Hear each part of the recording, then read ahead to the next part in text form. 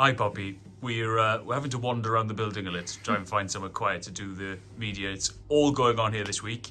It was a fantastic win, semi-final win against Bristol away last weekend.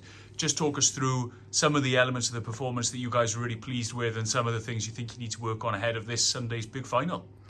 I mean, ultimately, when it comes to knockout rugby, getting the win is the most important thing. I think we made it probably a little bit harder for ourselves, especially in that first half. The wind was against us.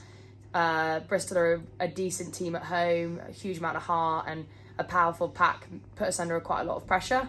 But I think in the second half, we kind of fell into the swing of things, got over the line a few times. Nice to see people like Danny, people like Sophie scoring, which is also really good for those young guns coming through. But ultimately, a really good win. And, now we're in a Sandy Park final, which is always amazing, against what's going to be a really good Surrey side, and I'm sure it's going to be a real battle.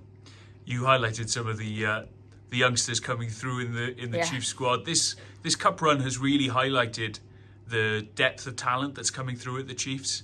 It must be fantastic for you to see some of these guys coming up and really making their mark when they get that Chiefs shirt on.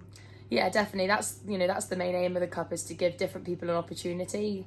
Last year it was a slightly different squad playing in the cup, and this year with the Pac 4 and the World Cup, not many of our overseas players are eligible. And what that does mean is there's loads of opportunity for some of the homegrown talent around to get an opportunity to wear the shirt and ultimately represent the club in the best way, which I know they have done so far and they will do on Sunday.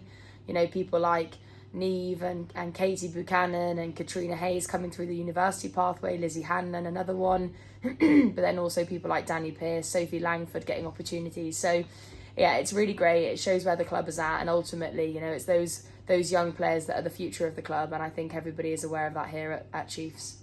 Let's talk a little bit about the final on Sunday then. Yeah. You touched about it being at home. That makes a massive difference, running out in front of the crowd here at Sandy Park. Just give us an indication of what that means to you as players, because the fans here, they get behind you like nothing else. Yeah, I think we could see that in the Bristol game. Obviously, we travelled up the road, up the M5, and it felt like we were at Sandy Park to some degree. Our supporters were so loud, and I know that this weekend we'll probably get 2,000 to 3,000 through the door, which is amazing. I know there's lots of young girls rugby clubs coming along as well to support the game, which is amazing. But there's nothing like playing at Sandy Park, and I think that oppositions would probably also agree.